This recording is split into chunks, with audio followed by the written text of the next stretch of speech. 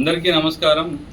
ఈరోజు కొల్చారం మండల శాఖ తరఫున కొల్చారం మండలంలో జరుగుతున్న కొన్ని సమస్యలపై ప్రజలకు తెలియడానికి ఈ ప్రెస్ మీట్ ఏర్పాటు చేయడం జరిగింది.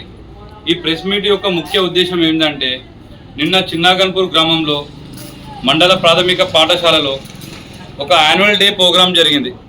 ఈ యాన్యువల్ డే ప్రోగ్రాం అనేది ఏదో ఒక మన విద్యార్థులకి ఒక మంచి సందేశం ఇవ్వడానికి ఒక మంచి గొప్ప వక్తను లేదా ఒక ఉన్నత ఆఫీసర్ను తీసుకెళ్ళి ఒక పిల్లలని ఒక మోటివేట్ చేసి ఒక సన్మార్గంలో నడవనీకే చేయాల్సిన యాన్యువల్ డే ప్రోగ్రాన్ని ఒక రాజకీయ ప్రోగ్రాంగా దీన్ని చేశారు.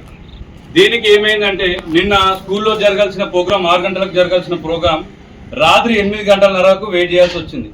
అక్కడున్న ఉపాధ్యాయులను, విద్యార్థులను, విద్యార్థి తల్లిదండ్రులను, గ్రామ ప్రజలను వాళ్ళ రాజకీయ స్వార్థం కోసం, కొంతమంది రాజకీయ స్వార్థం కోసం అక్కడ ఈ ప్రోగ్రాన్ని ఎమ్మెల్యే గారు కానీ ఆవుల రాజిరెడ్డి గారు వచ్చే వరకు ఆ ప్రోగ్రాం స్టార్ట్ చేయలేకపోయారు.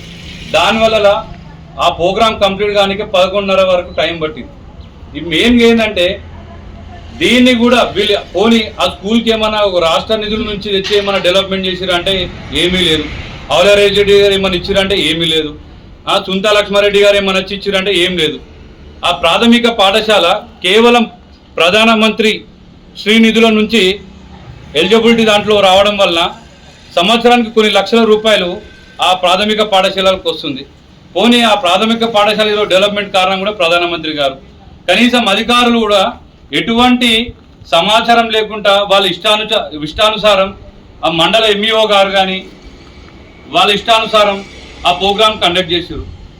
కొంచెమన్నా వీళ్ళు విద్యాబుద్ధులు నేర్పించే ఈ అధికారులకు కొంచెమన్నా అవగాహనతో పిల్లలకు ఎటువంటిది ఇవ్వాలి, ఎటువంటి చెప్తే బాగుంటుంది, పిల్లలు ఎటువంటి ఇన్స్పిరేషన్ ఇస్తే వాళ్ళు శారీరకంగా మానసికంగా రేపు వచ్చే దాంట్లో ఎట్లా డెవలప్మెంట్ అవుతారు అనేది చెప్పేసి ఆలోచన లేకుండా ఒక రాజకీయ ప్రోగ్రాం లాగా చేశారు. ఆ ప్రోగ్రాంకి వీళ్ళు ఏమైనా ఫండ్ ఇచ్చారా, ఏమైనా చేశారా? వీళ్ళు ఏం చేయనప్పుడు దానికి ఇంత చేయడం అనవసరమని నేను మండల శాఖ తరఫున చెప్తున్నాను. అలాగే ఇంకో చిన్న విషయం అండి, ఈ నిన్న జరిగిన కొన్ని కార్యక్రమాలు చూశాను. నిన్న రేషన్ షాప్లో రేషన్ బియ్యం ఇస్తురు అని చెప్పేసి ఆవుల రాజిరెడ్డి గారు, ఆయనకి ఏమవుతుందో అర్థం కాదు, ఒక ప్రజాప్రతినిధి కాదు, ఏం కాదు. ఆయన వచ్చి ఇష్టానుసారం రిబ్బన్ కటింగ్ చేసుకుంటూ పోతున్నాడు. మనకు అదే నిన్న ఒక రాజిరెడ్డి గారు ఒక చిన్న ప్రోగ్రాం ఏంటంటే, ఆయన ఎమ్మెల్యే అన్నట్టు ప్రతి రేషన్ డీలర్ షాప్కి వెళ్ళేసేసి ఆయననే ఏదో ఇనాగ్రేషన్ ప్రోగ్రాం పెట్టుకున్నాడు. పోనీ దానికి ఏమైనా ప్రోటోకాల్ ఉందంటే ఆ ప్రోటోకాల్ లేదు. అది ఏంటంటే, ఒక ప్రధానమంత్రి గరీబ్ కళ్యాణ్ అన్న యోజన అని చెప్పేసి కేంద్ర ప్రభుత్వం నుంచి నరేంద్ర మోడీ గారు పేదలకు, నిరుపేదలకు ఒక వ్యక్తికి ఆల్మోస్ట్ ఒక 5 కిలోల ఉచిత బియ్యం ఇస్తుంది. అట్లాంటిది ఈరోజు ఒక 5 మంది కుటుంబ సభ్యులు ఉన్న దాంట్లో 24 కిలోల బియ్యం ఇస్తే కేంద్ర ప్రభుత్వం ద్వారా 750 కిలోల సబ్సిడీ వస్తుంది. రాష్ట్ర ప్రభుత్వం సబ్సిడీ ఎంత అంటే 168 రూపాయలు.